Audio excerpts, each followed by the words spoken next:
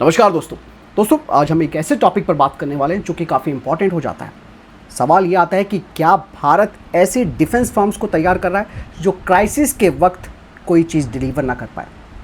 Imagine कीजिए दोस्तों, कल को युद्ध छिड़ जाता है, बॉर्डर पर हालात तेज़ी से बदलते हैं, दुश्मन नए ड्रोन्स का इस्तेमाल कर रहा है, नई जैमिंग टेक्नोलॉजी वो लेकर आ रहा है और इवन मिसाइलों के खिलाफ नए काउंटर मेजर्स को वो डिप्लॉय कर रहा है। ऐसे में हमारी तरफ से अगर सेना को तुरंत हथियारों में कोई चेंज करना है, तभी एक क्वेश्चन यहां पर आता है, क्या हमारी डिफेंस कंपनीज उन हथियारों को तेजी से चेंज कर सकती हैं या उन्हें बदलाव या अपग्रेड कर सकती हैं, या फिर वो सिर्फ वही बना सकती है जो उन्हें विदेशों से मिला है। और आज यही सवाल दोस्तों भारत की डिफेंस आत्मनिर्भरता के केंद्र में खड़ा है। हाल ही में आप सबको मालूम है कि शिरडी में 200 एकड़ के नीबे डिफेंस मैन्युफैक्चरिंग कॉम्प्लेक्स का उद्घाटन हुआ। इसी दौरान सूर्यास्त्र के बारे में आप सबने देखा और जाना होगा, जो कि एक यूनिवर्सल रॉकेट लॉन्चर है, काफ़ी चर्चाओं में रहा, जिसके लिए भारतीय सेना ने 292.69 करोड़ रुपए का इमरजेंसी ऑर्डर भी दिया है। लेकिन दोस्तों इसी सफलता के साथ एक पुरानी बहस फिर शुरू हो जाती है, जिसे कि हम डिफेंस सेक्टर में स्क्रू ड्राइवरीगिरी कहते हैं, कि हम केवल किसी भी चीज़ को असेंबल कर रहे हैं लेकिन उसका ओरिजिनल राइट्स जो हैं वो हमारे पास नहीं है। मतलब साफ है कि विदेश से हम महत्वपूर्ण टेक्नोलॉजी, किट या सब सिस्टम्स को इंपोर्ट कर रहे हैं और भारत में आकर उन्हें जोड़ दे रहे हैं, उसे एक फाइनल प्रोडक्ट के रूप में तैयार कर रहे हैं, जिसमें टैग लग जाता है भारत के स्वदेशी उत्पाद का। यानी कि दोस्तों ये जो डिफेंस प्रोडक्ट्स हैं वो कागज़ों पर भारतीय प्रोडक्ट दिखाई देते हैं। अब यहाँ पर एक और सवाल खड़ा होता है, क्या भारत जो विदेशियों से टेक्नोलॉजी को ले रहा है उसका मालिक है? क्या हमारे पास उसके सारे राइट्स हैं?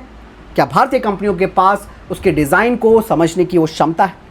क्या युद्ध के दौरान उनमें हम बदलाव कर सकते हैं, जो कि अमूमन काफ़ी इंपॉर्टेंट हो जाता है जंग के समय। इसीलिए यहाँ पर एक बड़ा अंतर पैदा होता है। यानी कि अगर कोई कंपनी केवल असेंबल कर रही है तो वो प्रोडक्ट जारी रख सकती है, उसका प्रोडक्शन जो है वो जारी रह सकता है, लेकिन युद्ध के समय या युद्ध के मैदान में जिस तरीके से अगर ज़रूरतें बदलती हैं, तो क्या ये जो कंपनियां हैं वो इन सिस्टम्स को या इन हथियारों को अपग्रेड कर सकती हैं? इसीलिए दोस्तों ओरिजिनल डिज़ाइन और इंटेलेक्चुअल प्रॉपर्टी राइट पर कंट्रोल होना काफ़ी ज़रूरी हो जाता है, और यही कंट्रोल आमतौर पर ये जो विदेशी OEMs हैं वो नहीं देते हैं, वो उनके पास ही रहता है। एक और एग्जांपल मैं आपको देना चाहूँगा, लद्दाख में चाइना के साथ हमारा लंबे टाइम तक स्टैंड ऑफ रहा। उससे ये बात तो पता चल गई कि भैया जो मॉडर्न वॉरफेयर है वो केवल स्थिर नहीं है, इवन समय के साथ चीज़ें बदली हैं, काफ़ी नई टेक्नोलॉजी इस्तेमाल की गई है भारत की तरफ से भी और हमारे एडवर्सरीज़ की तरफ से भी। जैसे कि ड्रोन भी चेंज हो रहे हैं, जामिंग की टेक्नोलॉजी चेंज हो रही है, सेंसर्स बदल रहे हैं, कम्युनिकेशन सिस्टम तक भी चेंज हो रहा है। और ये जो सभी बदलाव होते हैं वो केवल महीनों में नहीं होते, बल्कि युद्ध के समय तो उन्हें हफ्तों में ही उनमें बदलाव करना पड़ता है, यानी कि चेंजेस करने पड़ते हैं। ऐसे माहौल में दोस्तों सबसे बड़ा फ़ायदा जो है वो उस देश को मिलता है जो अपनी टेक्नोलॉजी खुद डेवलप कर रहा है और उसे वो मॉडिफाई कर सकता है। और यही कारण है दोस्तों कि अमेरिका, चाइना, रूस, इजराइल सब केवल हथियार ही नहीं बना रहे, बल्कि वे डिज़ाइन के मालिक भी हैं और लगातार उनमें चेंजेस कर रहे हैं। वो लोग युद्ध से सीखते हैं और अगले ही महीने वो एक नया वेरिएंट हथियारों का डेवलप कर लेते हैं।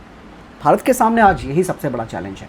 ऐसे में दोस्तों जो हमारा डिफेंस प्रोक्यूरमेंट सिस्टम है वो केवल एक फाइनल प्रोडक्ट को देखकर ऑर्डर देता रहेगा और उसकी जो टेक्नोलॉजी है उसको इंपॉर्टेंस नहीं देगा, तो रियलिटी में R&D में इन्वेस्ट करने वाली जो कंपनियां हैं वो ऐसे में पीछे रह सकती है, क्योंकि रिसर्च करना बहुत महंगा होता है, इवन जोखिम भरा भी होता है, इसमें वर्षों लगते हैं।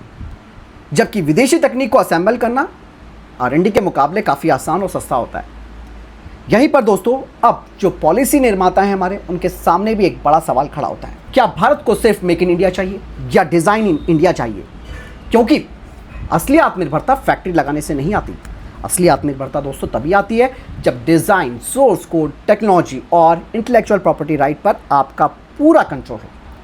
क्योंकि जंग के समय सबसे बड़ी ताकत किसी प्रोडक्ट की नहीं होती है, बल्कि सबसे बड़ी ताकत होती है आप उसमें कितनी जल्दी उसे अपग्रेड कर सकते हैं, उसमें चेंजेस कर सकते हैं। और चेंजेस तो वही कर सकता है जो तकनीक यानी कि टेक्नोलॉजी का मालिक हो। इसीलिए दोस्तों अब भारत की जो डिफेंस आत्मनिर्भरता की अगली लड़ाई केवल हथियार बनाने की नहीं है, बल्कि हथियारों की पीछे की टेक्नोलॉजी का अधिकार हासिल करने की है। अब यहाँ पर सबसे इंपॉर्टेंट सवाल यही आता है कि क्या भारत टाइम रहते इस चैलेंज को पहचान सकता है, या फिर हम ऐसे ही डिफेंस जाइंट्स को खड़े करते रहेंगे जो कि पीस के टाइम पर आपको बिल्कुल सक्सेस दिखेंगे, मतलब सफल दिखेंगे, लेकिन जब कोई क्राइसिस आएगा तो वो टाइम रहते इन चीज़ों में या हथियारों में अपग्रेड करने की जो बात आती है उसे करने में वो अपने हाथ खड़े कर देंगे।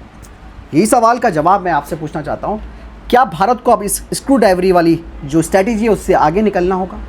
और साथ ही साथ आगे ऐसे कौन से पॉइंट्स हैं जिस पर भारतीय डिफेंस कंपनियां काम कर सकती हैं ताकि हमारे पास हमारे अधिकार भी हों और टाइम रहते हम हथियारों को अपग्रेड कर सकें? फिलहाल आपको क्या लगता है इस बारे में कमेंट सेक्शन में लिखकर जरूर बताइएगा। मिलता हूं वीडियो के साथ। नमस्कार, जय हिंद, वंदे मातरम।